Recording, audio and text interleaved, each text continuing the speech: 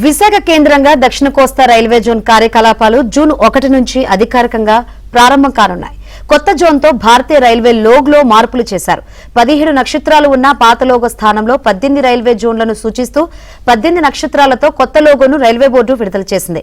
40 ఏళ్ల ఉత్తరాంధ్ర ప్రజల కల సాకారం కావడానికి సీఎం చంద్రబాబు, ప్రధాని మోదీయే కారణమని విశాఖ ఎంపీ శ్రీభరత్ అన్నారు.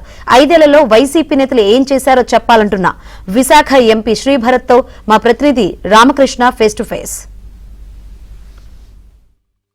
విశాఖ కేంద్రంగా దక్షిణ కోస్తా రైల్వే జోన్కు సంబంధించి జూన్ 1 నుంచి కూడా అధికారికంగా కార్యకలాపాలు ప్రారంభం కానుంది. అంతేకాదు భారతీయ రైల్వే సంబంధించిన లోగో కూడా మారనుంది. దీనికి సంబంధించి మనతో మాట్లాడడానికి విశాఖ ఎంపీ శ్రీభరత్ గారు ఉన్నారు. మరింత సమాచారాన్ని తెలుసుకుంది. సార్, ఫస్ట్ మీ కంగ్రాచులేషన్. మీ హయాంలోని కొత్త రైల్వే జోన్కి గజెట్ నోటిఫికేషన్ వచ్చింది. జూన్ 1 నుంచి కూడా కార్యకలాపాలు ప్రారంభం కానున్నాయి. ఎలా ఫీల్ అవుతున్నారు sir? Right time right place అండి. ఎందుకంటే 19లో పోటీ చేసి ఓడిపోయాము. ఆ 5 సంవత్సరాల్లో ఈ విషయాలన్నీ అమలు చేయడానికి వైఎస్ఆర్సీపీ ప్రభుత్వానికి అవకాశం ఉండింది. వాళ్ళకి సిన్సియరిటీ లేదు కాబట్టి 5 ఏళ్ళు వాళ్ళు ఏమీ చేయలేదు. ఇప్పుడు రాష్ట్ర ప్రభుత్వంలో చంద్రబాబు నాయుడు గారి నాయకత్వంలో ఈ పెండింగ్ ఇష్యూస్ అన్నీ రిజాల్వ్ చేయాలని అని ఒక క్లారిటీతో పనిచేయడము, కేంద్రంలో మన సిన్సియారిటీని చూసి అక్కడ మద్దతు ఇవ్వాలని మోడీ గారు అండ్ వాళ్ళ క్యాబినెట్లో ఇప్పుడు ఈ ప్రత్యేక ఇష్యూ అశ్విని వైష్ణవ్ గారు చాలా బాగా కోఆర్డినేట్ చేసుకుని జోన్ పరిధి ఏంటి అండ్ మనం హెడ్ క్వార్టర్స్ ఎక్కడ పెట్టబోతున్నాము, ప్రధానంగా వాల్టర్ డివిజన్ని కాపాడాలి అని మేము కోరడము, అది వాళ్ళు క్యాబినెట్లో డిసైడ్ చేసి ఒప్పుకోవడము, ఇవాళ దాన్ని మనం రీనేమ్ చేసి విశాఖపట్నం డివిజన్ పెట్టడం. So I feel very happy అండి.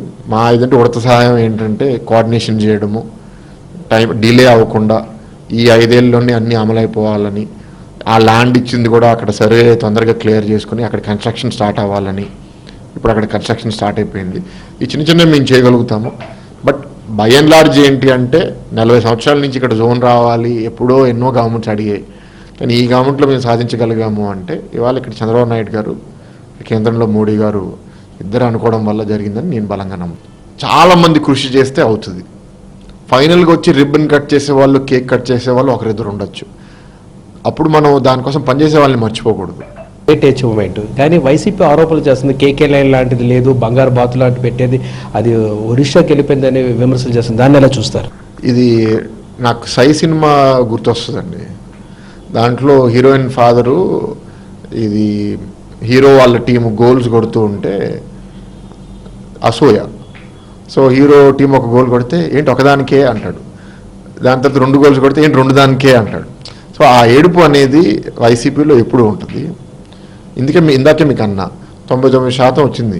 ఇప్పుడు వాళ్ళు ఏం ఏడుస్తారు, 1% సాధించలేకపోయారు కదా మీరు అంటాడు.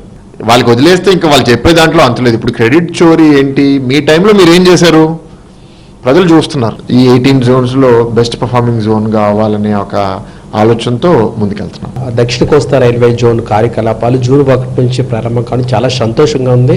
ఇది తాము చేసిన పోరాటమని, అలాగే తన హయాంలోనే ఈ రైల్వే జోన్ రావడం పట్ల సంతోషంగా ఉందని కూడా అంటున్నారు. వీడియో జర్నలిస్ట్ విజయ్తో రామకృష్ణ, ఏబీఎన్ ఆంధ్రజ్యోతి, విశాఖపట్నం.